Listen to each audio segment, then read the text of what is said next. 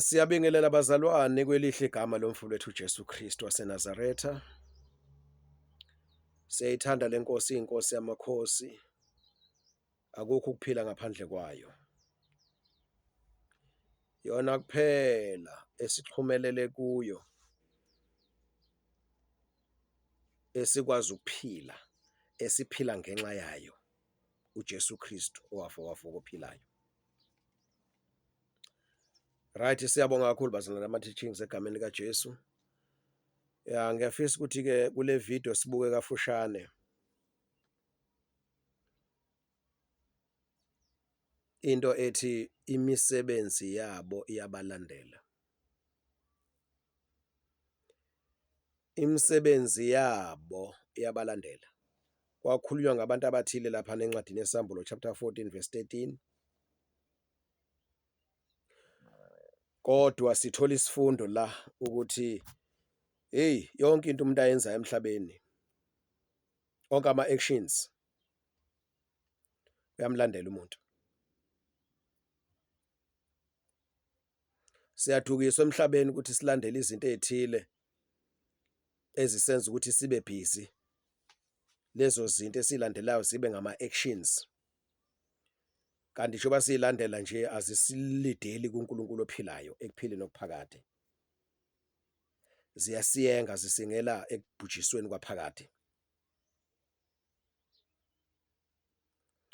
Manje kuhleke ukufunda, ufundiswe ngoJesu Kristu ukuze wenze umsebenzi kaJesu Kristu,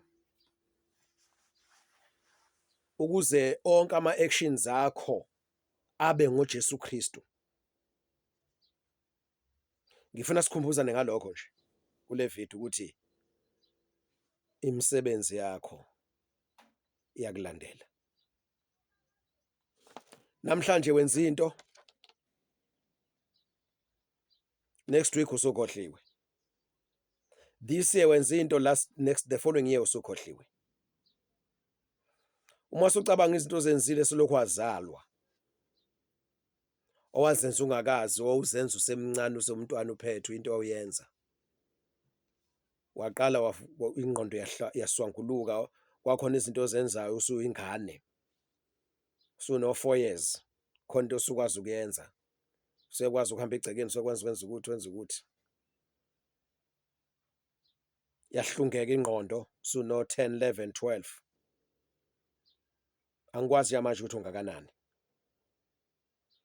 But leli verse uma silifunda,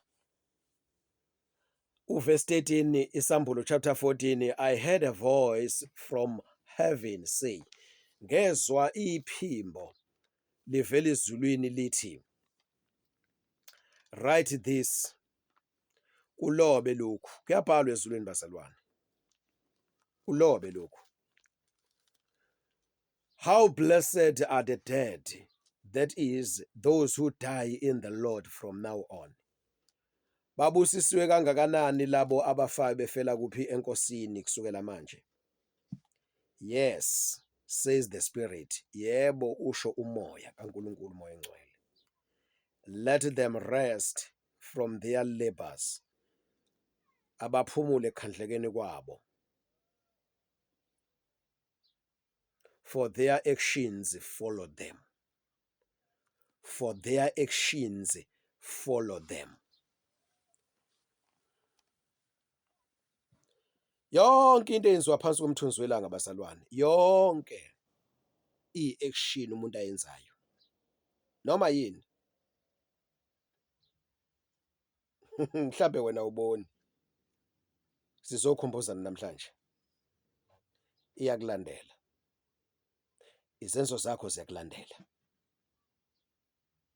Isenzo si-spiritual. Abantu benza izinto physical actions, but being driven by spirituality. Because the life of a person is spiritual. Impilo yomuntu iwumoya. Spirit is what control people. Umoya iwona ocontrol umuntu.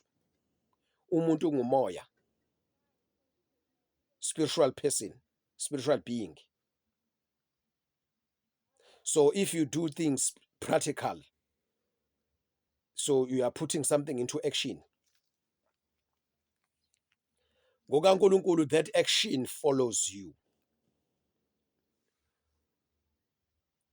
Yes, says the Spirit. Usho umoya. Kusho umoya bazalwana, kusho umuntu. Kwakhuluma uJohane la, kusho umoya. Let them rest from their labors. Babekhandleka labantu ngoba babelandela ivangeli. Bekhandleka beshumela ivangeli, beliphila ivangeli. Ama-actions abo ayesuselwa evangelini ababephila on daily basis. Bahlushwa baze babulawa. Uthini umoya? Uthi babusisiwe uma befela enkosini. Ngoba yona le actions, lama actions abo, lempilo yabo, lokhu kukhandleka kwabo behlushwa ngenxa yevangeli, bethiwa ngenxa yevangeli, kuyabalandela, follows them. Then I heard a voice from heaven say, "Write, blessed are the dead who die in the Lord from now on. Yes, says the Spirit." Capital letter S, Spirit. Yes, says the Spirit. They will rest from their labor, for their deeds will follow them. NIV lena. Kanti lade ngiyifundi i-ISV le NIV ISV leyana. For their deeds will follow them. Imisebenzi yabo, izenzo zabo, their actions yabalandela. Ngifuna ukusho lokho nje kule video. Muvuka ekuseni emsebenzini, yonke into oyenzayo iyakulandela. Yonke into oyikhulumayo iyakulandela. Ngakho umsebenzi walelizwe iyakulandela. Ngakho umsebenzi kaNkulunkulu kuyakulandela. Mawubhizi uhamba ukhuluma ngabanye abantu kuyakulandela. Umoya ovumela ukuthi ungene kuwe bese ukwenzisa lento oyenzayo, that action, ukuthathisa lo action, iyakulandela. Ngifuna ukusho lokho nje. Siyakhumbuzana egameni likaJesu. Ngoba singabantu sihamba sikhohlwa. Isambulo 14 lesesifundile bazalwane egameni likaJesu. Uverse 13. Ake sithole ukuthi ilokhuzana amplified ithini yona. Amplified ithi uverse 13, amplified version. Then I heard, ngezwa, the distinct words of a voice from heaven saying, "Right, blessed." Blessed ke lona ke, this is the second of the 7 promised blessings. Kunamanothi laphana ku blessed. Esinye isithembiso lesi, this is the second of 7 promised blessings. Is a thembiso zebusiso ezithenjisiwe. Ngaba kule ncwadi esambulo. Happy, prosperous, to be admired are the dead who die in the Lord from now on. Yes, blessed indeed, says the Spirit, so that they may rest and have relief from their labors, for their deeds do follow them. For their deeds do follow them. Yabo nje bangihlelana nje kwicamera ngikhuluma kanjena, kuyangilandela lokho engikwenzayo. Wena nje ubuhleli nje ulalele nje manje ukuthi masulalela uzokwenzani, kuyakulandela. Lokho kuhlala kwakho ngilalele nje kuyakulandela. Uma uthatha uaction wokwenza lokho okuthokozisa ubaba uNkulunkulu ezulwini, kuyakulandela. Uma uyidinaya lento, uyignora lento, iyakulandela futhi. Ya bengifuna ukusho lokho bazalwane, imisebenzi yabo iyabalandela. Ngisho lokho nje, imisebenzi yakho iyakulandela. Bayakhohlwa abantu.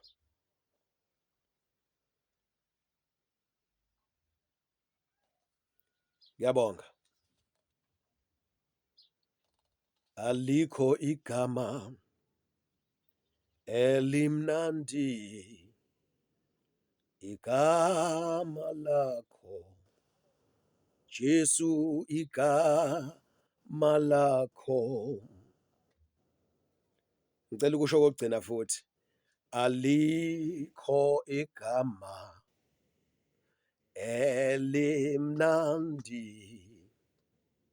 igama lakho, Jesu, igama lakho. Uma umuntu eresigna kwi-professionalism, kwi-secular job, leso senzo sakhe siyamlandela. Uresigna ngenxa ukuthi usefuna ukwenza umsebenzi kaJesu Kristu. Lowo msebenzi kaJesu Kristu aqala ukwenza kuyamlandela futhi.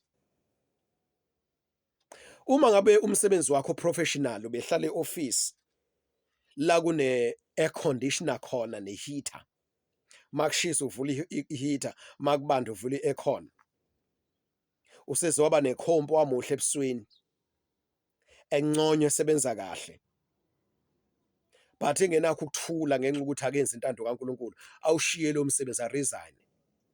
Abese eqala phansi ke manje azosebenza umhlabathi, ashiswe ilanga insuku zonke, mihla yonke ashiswe ilanga, eshaya umhlabathi, enzela ukuthi abantwana bakaNkulunkulu ahleli nabo abe usizo kubo, kube khona abakudlayo. Ngicela ukusho ukuthi ke that labor follows you, that deed, that act, that action, one day you shall rest from your labor. Uyophumula ekhandlekeni kwakho, kodwa futhi lezi zenzo zakho zenzile, lokhu kwenza kwakho kuyakulandela.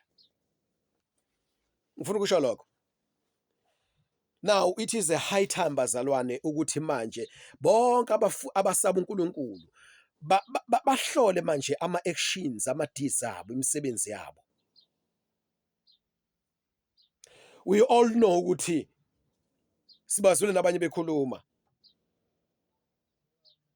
ukuthi bazalwane, impumelelo yalelizwe, amabhizinisi alelizwe, imisebenzi yalelizwe, ohulumeni balelizwe, governments, education, jobs, businesses, even ama-churches amaningi bakhelwe kuma-rituals nakuma-cult. They sacrifice ama-human bloods, babulala abantu ukuze amabhizinisi abaphumelele, ukuze amasonto abo, amabandla bame, abe nodumo, abanemali, abanabantu abaningi. Siyakwazi lokho bazalwane, kuyaphuma khona la kwi-social media, kuyakuphuma kuma-television, mhlawumbe uyakwazi ngakini practical, uyakwazi.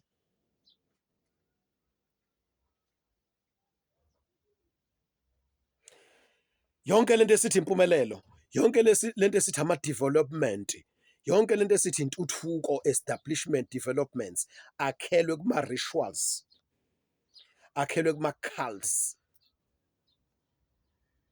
Inini lapho esoqala khona ama-establishment and developments ombuso kaNkulunkulu?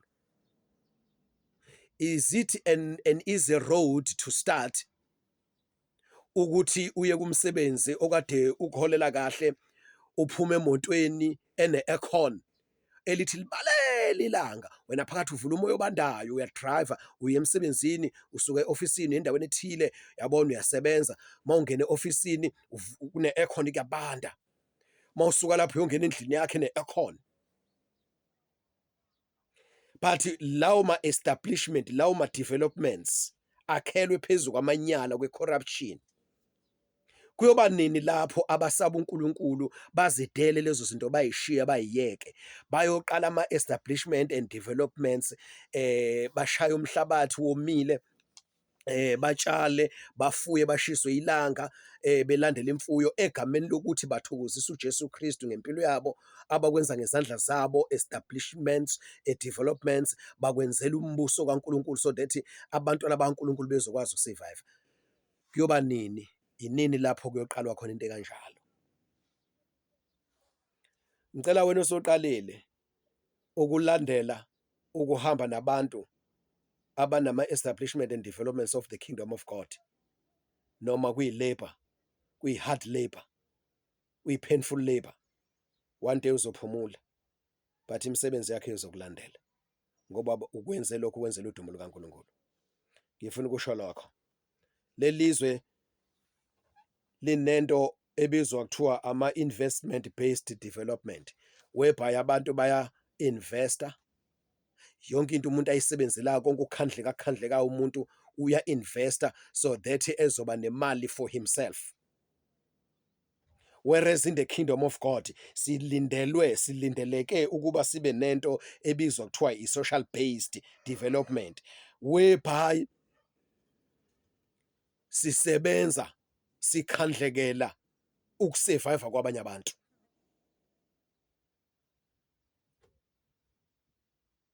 Sizihlupha, sizubhlungu egameni ukuthi sikhonza uJesu, silandela uJesu, ngobuhlungu bethu, ngokhandleka kwethu kubenefit abanye abantu, kuzuza abanye abantu.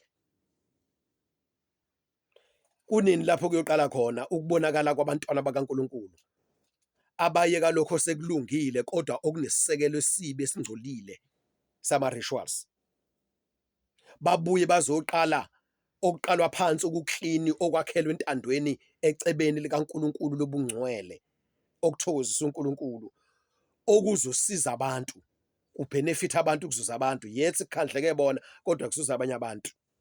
Social based development to sustain other people, unlike today's wealth which is called investment based development. Abanye abantu bakhelwa empumelelweni eyisisekelo sayo iwubumnyama, kodwa bayakujabulela ukuphumelela kwabo kulezo sekelo. Bapha abantu abazoqala bashiye lezo sekelo besizwa uNkulunkulu ngomoya engcwele, bathola amandla, bekhandleka, bakha isisekelo sokuphumelela kwabanye abantu, sokuzuza kwabanye abantu, yize soda siwubuhlungu kubo. People who are not thinking for themselves, people who are thinking for the benefit of others, bapha abantu abanjalo. All right, bengifuna ukusho lokho nje kule video egameni likaJesu.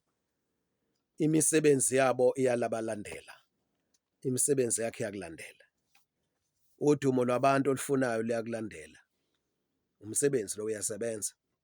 Uma ufuna uku-honorisha, uhlonishwe ngabantu ngokuthi usu-achivile, kuyakulandela. Uma uqala phansi uyidela ngenxa kaJesu Kristu, uyoqala impilo entsha yokukhandleka, yokusebenza kanzima, ushiya impilo ecomfort, iyakwa professionalism, worldly professionalism, secular jobs, secular prosperity. Uyoqala manje ukuthi ufuna ukuphumelela ngokwentando kwecebo likaNkulunkulu, but ungaphumeleleli wena. You are not prospering for your own benefit, you are prospering for the benefit of others. Izokulandela leyo msebenzi. Ngifunda isambulo 14 verse 13. Ngafunda nje lamagama okugcina. Athini amagama okugcina? Athi, for their deeds do follow them. Bekuvusana, bekukhumbuzana nje bazalwane ukuthi noma yini esiyenzayo, imisebenzi, ama-actions, ama-deeds, every action, every act, every deed, everything that we do follow us. Iyasilandela. Ngikhetha ukuhlala kanje. I'm not a YouTuber person. I'm not a social media person. But kungiphoqile ukuthi ngihlale kanje. I'm trying to do what is good. Kubuhlungu kimi ukuhlala kwi-social media ngizokhuluma khona. But I'm not doing for myself. I'm doing for your benefit. Ngizokhuthaza wena. Mhlawumbe ubusukhohliwe ngizokukhumbuza. Mhlawumbe unganakile ngizokunakisa. Mhlawumbe ubulele ngizokuvusa. Mhlawumbe ufile spiritually ngizokuvusa. Mhlawumbe awuboni ngizokuvula amehlo. Mhlawumbe uhleli njengamanje awukho umsebenzi omuhle embusweni kaNkuluNkulu obhizi ngawo wenzayo. You are a lame person, LAME. Uyisishosha kwezikamoya. But ngizokusukumisa. U2026 lona namhlanje umhla 16 January. Ungenza something useful in the kingdom for the benefit of others. Ngoba imisebenzi yakho iyakulandela. Cela ukusho lokho nje. Cela ukusho lokho nje. Angiphinde futhi NIV lana. Ithini NIV? Yes, says the Spirit, capital letter S. Yes, says the Spirit. They will rest from their labor. Bayophumula ekhandlekeni kwabo. For their deeds will follow them. Ngelinye ilanga imisebenzi yabo iyoma phambi kwabo. Ithi bese kulandela akekho umuntu osenzile, senziwe nguwe. Kusho imisebenzi ikhuluma senziwe nguwe, uwo wasenzayo. Sazi wena, sathi ma usidala ngoba isikhathi usebenza uyadala, udala something. Isikhathi nje wenza something, you are creating something, and that something inamehlo, ibona wena, ilandela wena. Masusu phambi kaNkulunkulu, usumile phambi kaNkulunkulu, iyobe imile futhi nayo eceleni. Imisebenzi ekulandela ayitshelwa umuntu ukuthi ufuna ikulandele ngoba ixhumelele kuwe, ine DNA yakho, iyakubona. Imisebenzi yenziwe nguwe, eyakho, ilandela wena mnikazi wayo, icreate nguwe lo msebenzi. Njengoba ngikhuluma nje kuyangilandela, khuluma mina, ivoice yami. So engikushoyo engikwenzayo, this action, this deed iyangilandela, yazi mina, izoma nami mase ngimi phambi kwesihlalo sokwahlulelwa one day. Ngiyabonga. Inkosi yomusa sibusise egameni likaJesu, amen.